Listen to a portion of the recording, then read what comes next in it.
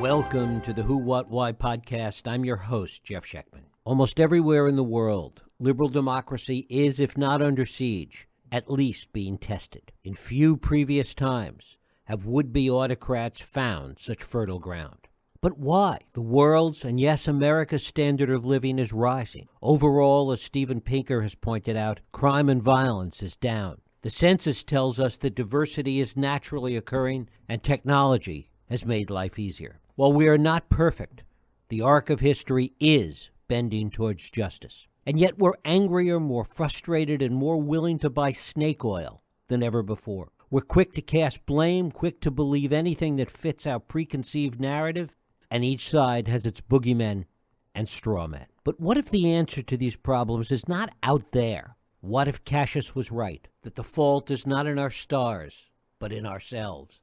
We're going to talk about this today with my guest, Tom Nichols. He's a professor of national security at the U.S. Naval War College. He's a columnist for USA Today and a contributing writer at The Atlantic. He's the author of the previous book, The Death of Expertise. He's a former aide to the U.S. Senate and has been a fellow at the International Security Program at the JFK School of Government at Harvard. And I should point out, he has a very active presence on Twitter. It is my pleasure to welcome Tom Nichols here to talk about his new book, Our Own Worst Enemy, The Assault from Within on Modern Democracy. Tom, thanks so much for joining us. Thank you for having me. Well, it's great to have you here. Have we gotten to a point where the reality of life today is that it really has put a kind of sell-by date on democracy? Well, I think you have to go back and start about 40 years ago because the real pandemic is, we're living through a biological pandemic, but we've had a kind of a psychological pandemic of narcissism since about the early 70s. And this has inflated our sense of entitlement, our sense of grievance, our need to constantly be performative in public spaces.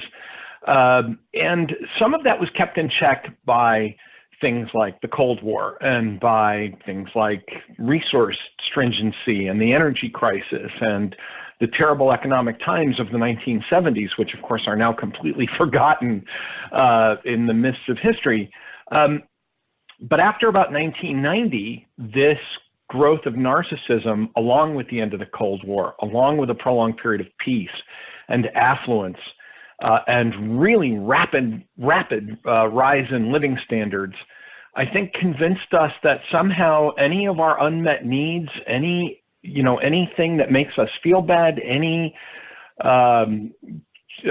difficulty or real harm that might come to us is not just a part of life, but it's actually a failure of democracy. It's a failure of our system of government.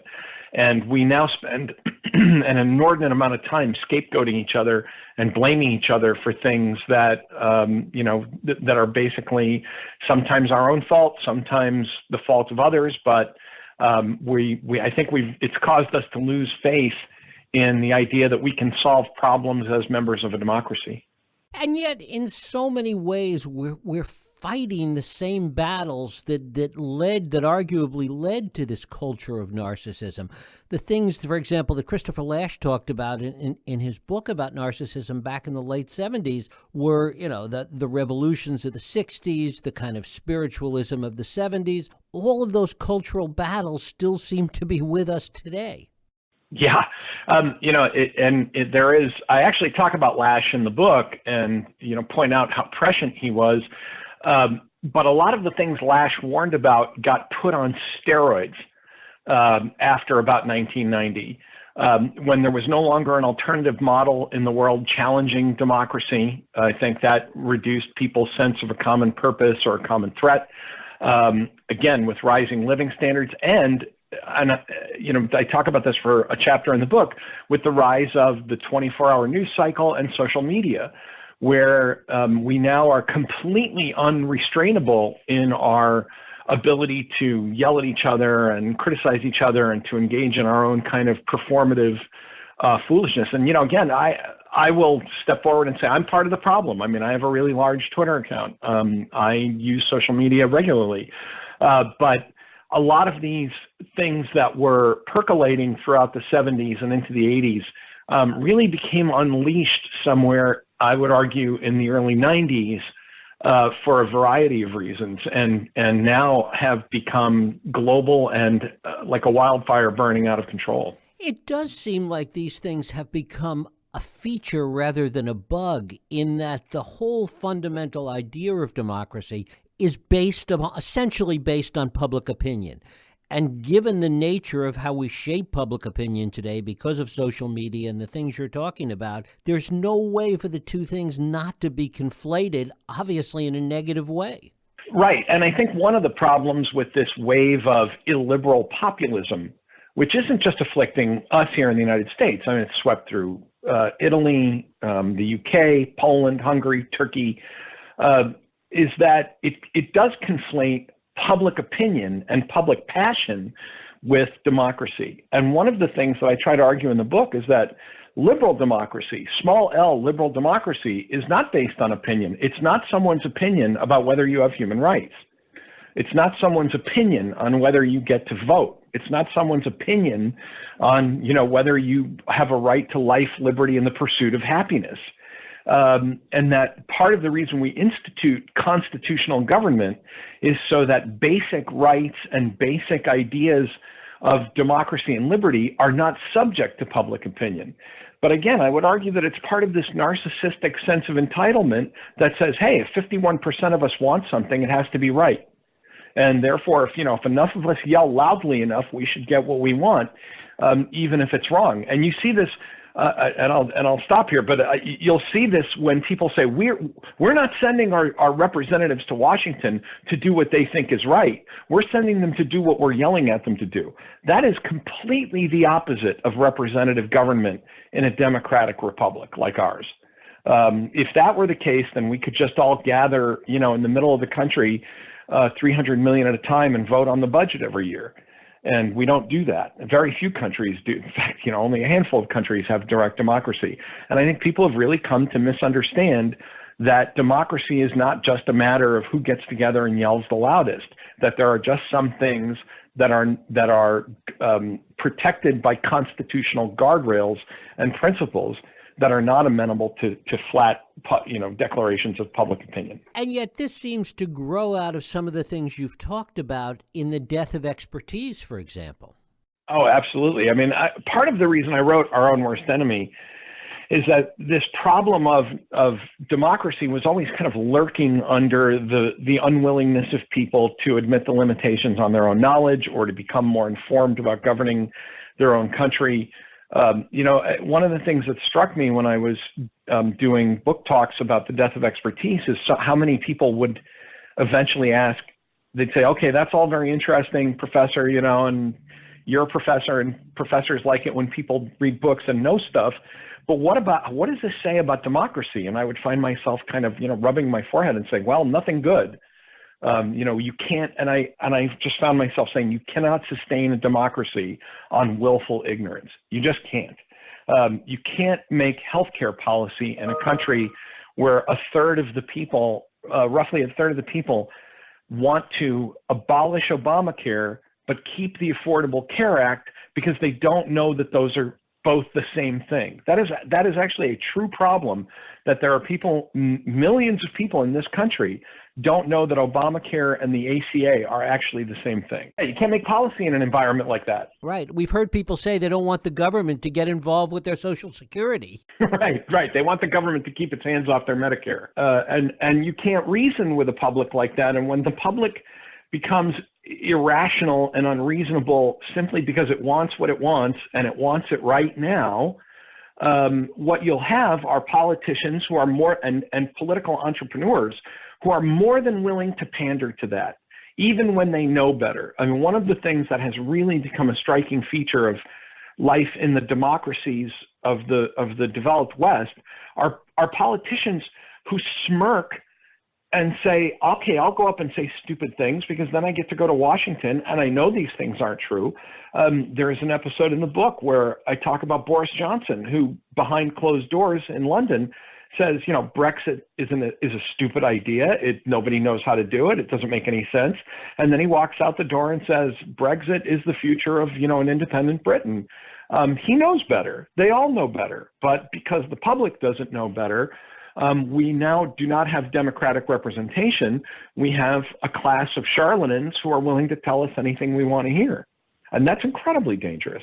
How did we get to this idea of thinking that somehow our grievances should result in a kind of direct democratic participation? I mean, California in some ways was the bellwether of some of that. Well, I think, I don't want to just ascribe this to easy answers about, trophy generations or, spoiled kids or any of that stuff. But you really have to go back. You really have to go back years to understand that we have mutated from a society of stoic and fairly tough adults. Go back to my dad's generation, World War II, or even the people who went through Vietnam, the people who went through the Depression or the terrible years of the mid 1970s. There was a kind of an adult. It's not to say people were mad and that they didn't, have grievances to express, but they expressed them as adults. What's been interesting has been the kind of degradation of the American public and the public in other countries into kind of surly adolescents who think that if government can't solve everything, then government has failed them. And I think this is partly a problem of resilience that is created by increasing living standards. It's the old bit about how you have totally ignored how cheap it is to fly because you're so angry that the Wi-Fi doesn't work at 30,000 feet. And I think that there's a lot of that. Now, I know people listening will say, but there are hard times, there are people suffering. That's true. Interestingly enough, as I point out in the book, these are not the people who are attacking democracy. The people that are largely attacking democracy in the United States and Italy and Poland and in the UK, in places in Turkey, are actually the middle class. And I think we have a, by and large, bored and affluent middle class. And as the great writer Eric Hoffer said in 1951, the most dangerous time for people in a democracy who are faced with a mass movement that could upend the order is the prevalence of widespread and unrelieved boredom. And I think we have kind of brought that on ourselves, and we don't know quite what to do with ourselves. And that's a remarkably dangerous thing. And you really see it with the January 6th people, the real estate salesmen and the board, middle managers who are Instagramming their fun day trying to burn down the Capitol. That's the most extreme version of it. And there's no reason to think, or at least I don't see anything on the horizon, that mitigates that. In fact, just the opposite. Technology keeps making life easier and more prone to the kind of boredom you're talking about. Yeah, there's a great line from a British writer who said, the problem with modernity is not that it is too hard, but that it is too easy. And I had actually thought, and I said this when I was talking about the death of expertise, and I really believed it about 2 years ago, that when the pandemic began, I said, this is the kind of thing that will snap people out of it. Normally what snaps a kind of torpid, bored society out of its difficulties is that they have to pull together in an economic downturn or during a war or a pandemic or some other national trial. And in fact, what the pandemic did was reveal just how divided we are. And again, our incredible sense of entitlement. That's like, we developed a vaccine in a year, a 98% effective vaccine, and people won't take it because they want to be demonstrative and performative and show their political colors by saying, I don't care, I'll be fine, because in American life everything is always fine.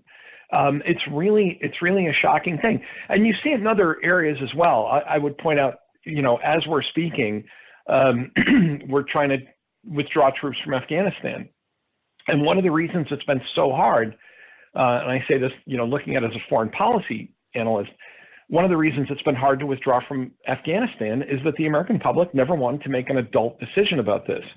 Do we stay and tamp down, potential terrorist threats and the terrible things that can happen in Afghanistan, but at a potential cost of long deployments and having our men and women overseas?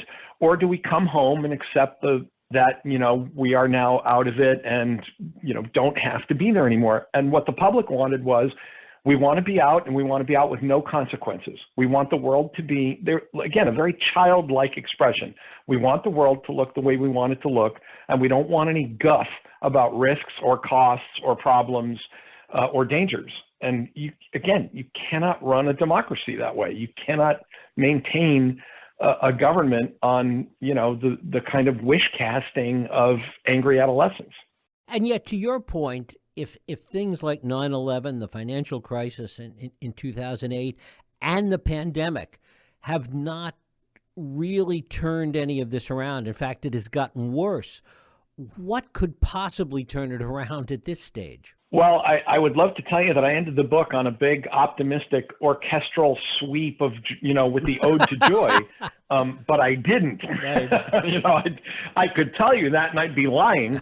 But I do want to take exception to something here. 9/11 and the pandemic were things beyond our control. And I was 40 when 9/11 happened, and I remember the country pulling together. I remember people even being nicer to each other in traffic. Now, I live between Boston and Providence, and for me to say that people are nice about traffic tells you that's a big deal around here.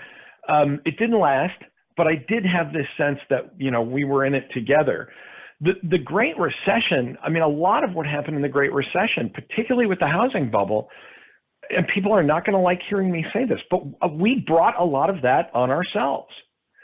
In the end, we were buying houses that we could not afford. We were getting out on limbs that are unsustainable. In the book, I talk about how we're already seeing the danger signs and red flags with young people taking out 7-year car loans for cars they simply cannot afford. And eventually they're going to default, and that will ripple through the rest of the economy. And, once again, we're going to look at each other and say, well, I guess the government is responsible because they let me take these loans. We've really not been willing to, and this does not let Wall Street and all the bankers and all of the wifty financial instruments that were floating around out there, it doesn't let any of those people off the hook. But on the other hand, it's still on you if you walk into a casino with your mortgage money. Even if the casino is rigged, you shouldn't have walked in there in the first place. And I think we're just not willing to take a hard look at ourselves and to say, what do we want? What do we expect? Do we really understand the limits of government? Do we understand our own responsibilities? I think instead we've just become, again, a society that says, I want what I want, and I want it without a lot of guff from elected officials telling me what things cost or what the risks and problems could be. Do you find it unusual or odd that in all the years this has been going on, and let's use your framework of the past 40 years, that there hasn't been any real adult supervision, that nobody has come along, either an individual or an institution or anything else, to really attempt to fill that role? Well, we've had politicians over the years and I will say until recently, politicians of both parties, but they have almost always been shouted down.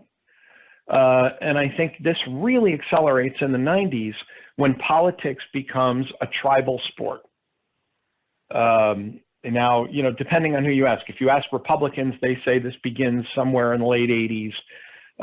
I think most conservatives will pin this somewhere around the defeat of the nomination of Robert Bork. Liberals, I think, will tell you that this begins with the arrival of Newt Gingrich in Congress with the burn it down mentality.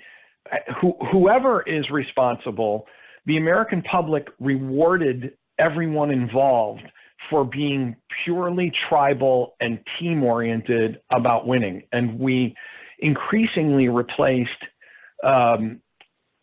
wonky politicians who knew how to cut deals, the kind of boring guys like, Bob Michael or even Tip O'Neill to some extent, and we replaced them with celebrities. Now that, at the presidential level, that's always been something of a problem, right? I mean, John F. Kennedy, Ronald Reagan, people love glamour. They will vote for celebrities.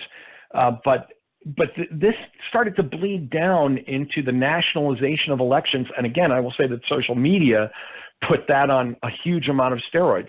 It's amazing to me to think that people have arguments over, say, Alexandria Ocasio-Cortez, or I'm trying to think of a conservative from another, Louis Gohmert in Texas, because in an earlier time, you wouldn't have known who these people were. You voted for your congressman. You didn't vote for your member of Congress based on what was happening in New York 14 or Virginia 7 or Texas 6. Most people today, I'd be willing to bet if you tested most people today, they could tell you who the celebrity members of Congress are and probably can't name their own member of Congress. And that happens in the 90s and gets out of, again, it kind of burns out of control through into the 2000s. And in so many ways, this performative aspect of politics today has become another way to salve the boredom that you were talking about. And that is absolutely right. I mean, it's a way of saying, I was meant, and you, again, the January 6th people were the extreme version of this, but you really have expressed in almost every interview, and I don't just mean on social media. In the book, I talk about interviews that were done with ordinary voters and caucus goers and primary voters. You really get this sense that people say, I was meant for bigger things than being a medical records office person. I'm going to solve the problem of social justice in America. I'm going to solve the problem of sexual decadence in America. I'm going to solve wars overseas. Instead of saying, look, I go to work, I take care of my kids, I take care of my family, and I read a newspaper, and I know enough about this to know the person that I want representing me in Washington. There's this extremely performative, narcissistic, and grandiose approach to politics among ordinary people that is absolutely poisonous. It's absolutely toxic. And it really defeats the whole point of electing sensible and responsible people to go and negotiate problems on our behalf. And that's why I think things aren't happening now. We send people to Washington not to advocate and fight for interests or to come to some, there's nothing wrong with fighting in Congress. George Will has a great line. He says, if you don't like people fighting in Congress, then your problem is with James Madison and not with anyone else. But we're sending people there simply to engage in scorched earth and to defeat the other guy so that you can get the emotional charge of, holding up the scalp of your opponents and hooting about it. And that's not a democracy. That's just kind of, mobs versus mobs. And eventually what I really worry happens is not that the mob takes over, but that technocrats who have to keep the lights on and keep the roads paved and airplanes in the air simply, I think this is already happening, and this is why I'm a bit pessimistic at the end of the book. I think while all this yelling is going on between all these uninformed mobs, the technocrats say, you know what, we'll just keep things running, and we're just not going to ask the people these questions anymore because we can't get answers that make any sense. So we'll just run things. What responsibility or involvement do you think does the business community have? Because it's another leg on the stool, and in some ways it caters to this, it takes economic benefit from this, but in other ways it seems to be more adult sometimes. Talk about that. Well, the problem is that consumerism is one of the parts of this whole problem. And again, rampant consumerism that I think begins in the 60s. With the permanent institutionalization of a youth culture and marketing to a youth culture, even when those youths are 70 years old, we've developed a kind of permanent consumerism that says, I want really great stuff and I want it really cheap. Well, at some point, and I had this argument with friends, I come from I think people should know, I don't come from an affluent background. I come from a working class factory town. My dad worked in a chemical plant. My parents were not educated people. But, when these changes in the international economy including globalization, including offshoring, started to happen, I had arguments with people back home, and I said, look, we can make color TVs in America, but you're going to have to pay more money for them because American workers need much higher wages and they need health care. And people would say to me, I'm not paying that. Businesses should take less profit. But of course, these are the same people who say, but if that hurts the economy or it hurts my retirement account, I don't want them to do that either. And so, as we became primarily, heavily tilting toward an investor society, people said businesses should do whatever pumps the price of the stock up in the short term. And I think that's another problem with business, and where business has to own some of its problems, because American business is all about short-term thinking. It's all about surviving the next quarter, keeping the stock price high. But I'm going to keep pointing out that the American people are getting exactly what they've demanded, which is a lot of junk cheap. And they don't want to be told that, maybe you don't need the average American home has between 2 and 3 televisions in it. When I was a kid, maybe when you were a kid, Jeff, right. That was a sign of that. 2 televisions rich people had 2 televisions. 3 televisions was just, overkill. And that's not in addition. I mean, that add to that the computer screens and smartphone screens. If you count the number of screens per household in an American home, you're starting to get up to 6 or 7. And, you simply can't maintain that without finding, super cheap labor and super cheap parts all around the world to make that happen. And people have come to expect it, but they don't want to know about the costs, and they don't want to know about, why that's not being made in their hometown. Well, because you can't make it in your hometown. And if you're unhappy about it, well, in some sense, you're getting exactly what you wanted. Is there any place in the world that is trying harder than we are to get this right, even if not totally successful? I think there are places. I point out, the sort of placid democracies that seem to be doing better in the short term. I think mostly those are federal systems like ours. I think centralized systems are like France or Poland or Turkey, with strong executives tend to be whipsawed a little more easily.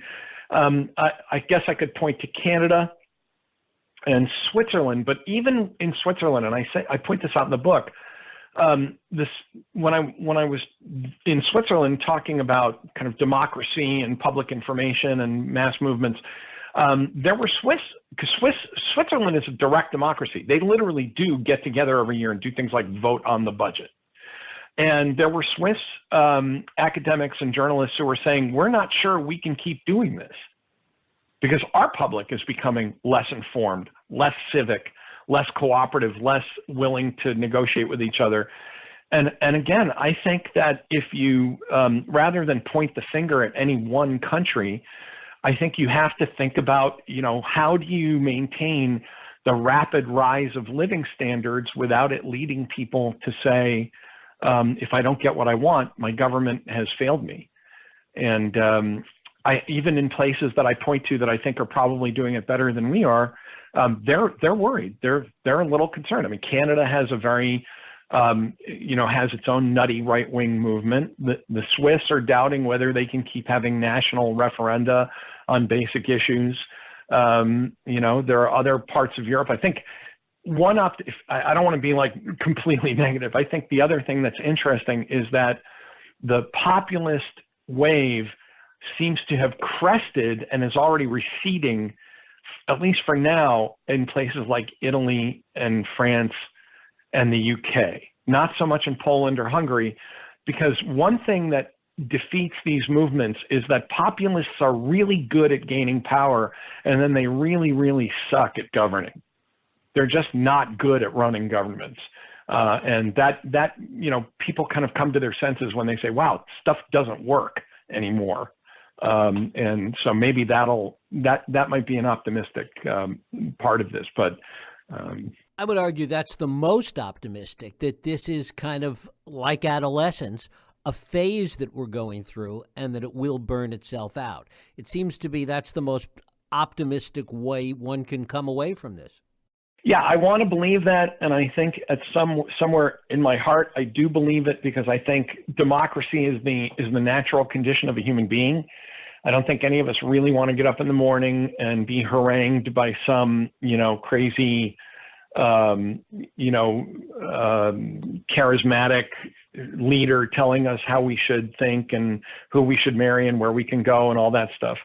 What my concern is if we burn down a lot of the foundations of democracy while this phase kind of rages out of control, it's very hard to put them back. And, I worry about kind of entering a dark age where democracy is just completely on the ropes for years. And I think it's important to point out there are other countries in the world that would be more than happy to see that happen and to take advantage of it while we are completely, wrapped up in our own problems. And, when I say other countries, I of course mean Russia and China and Iran and the other authoritarian states in the world. And if people want a kind of sneak preview of what that looks like, it's important to remember that the last time we went through a real free fall like this, it was in the mid-1970s. We were defeated in Vietnam. Our economy was at a standstill. We had an economic embargo on energy that had us gripped by the throat. We were all kind of mad at each other. We were starting to go to discos, which is always a warning sign. Our opponents in the world really took advantage of that and expanded their power. And I think for those of us who study the Cold War, we look back at the late 1970s as a near miss, that was a pretty dangerous time, where things could have gone one of many ways, and not all of them good for us, and because we really lost our sense of national will, our sense of national purpose. People forget that Gerald Ford had to go to Brussels in 1975 and basically plead with NATO to stay together. That we had totally kind of almost ceased to function as a unitary country because we were sitting in gasoline. I tell students about gasoline lines and they don't believe me. I tell younger students about that. I tell them how I had to sit, and get gas on a certain day because of my license plate. And they kind of give me that look that says, well, you're a professor and you're actually not allowed to lie to us, but we're kind of not buying that, like it couldn't have happened. So, I'm worried that we're in that kind of social free fall. And yet the one thing that isn't happening to us is our economy, even after a pandemic, is stronger than it was in the 1970s. In the indicators that people really care about. I mean, I graduated from high school when there was like 10% unemployment, and people forget that. So I maybe we'll come out of it, but there could be some dark times ahead. But maybe we'll come out of it finally differently, that the genie can't be put back in the bottle, that to your point, that some of these institutions, even if this is a phase, some of these institutions may get burned down, may get torched in such a way that all the king's horses and all the king's men can't put it back together again, and that we should be thinking about what comes after kind of the Madisonian democracy we talked about, because maybe there is something after that adapts to this strange, crazy world we've been talking about. Well, I push back on that because I think, principles of liberty and justice that have guided us, even when we haven't observed them, even when we have been imperfect or sinful in our own ignorance or avoiding of those principles, have guided us as a lighthouse in the dark for 250 years. I mean, once you say that human beings have inalienable rights, there's nowhere else to go. You can't scale that back and say, well, humans have some inalienable rights and the rest we're going to give back to governments. I mean, I'm not so much worried about the structures of government. I talk about this in the book where I said, look, there's nothing sacred about 50 states or the size of the House of Representatives that hasn't been enlarged since 1913. We should definitely make those changes. We need to expand the size of the Senate. Because we're at the point where we're basically giving votes to empty real estate now. Those are all reforms that can be undertaken. I worry about burning down the fundamentals, the basics that say, democracy is democracy unless it's an outcome we don't like. And then we can have a national plebiscite, like Britain did with Brexit, right? Well, let's decide things by just everybody, tying one on one night and seeing what happens. And if it's 51-49, we change the destiny of the country overnight. I am innately small c conservative about that. I don't trust public opinion. I don't trust sudden mass populist movements. I think constitutional democracy exists exactly to prevent us from doing those kinds of things and forcing us to think and reason and deliberate beyond our immediate emotional upswing. So I take your point that, sure, we can change. I mean, we're not the same government we were in 1870, after the Civil War. We're not the same government we were in 1920 when women finally could vote. But the idea that somehow we will no longer be a constitutional republic with certain, guidelines about human rights and freedom and voting, I don't want to change those things, and I hope we don't. Tom Nichols, his book is Our Own Worst Enemy, The Assault from Within on Modern Democracy. Tom, I thank you so much for spending time with us. Thanks for having me, Jeff. Thank you. And thank you for listening and joining us here on the Who, What, Why podcast. I hope you join us next week for another Radio Who, What, Why podcast. I'm Jeff Sheckman. If you like this podcast, please feel free to share and help others find it by rating and reviewing it on iTunes. You can also support this podcast and all the work we do by going to whowhatwhy.org/donate.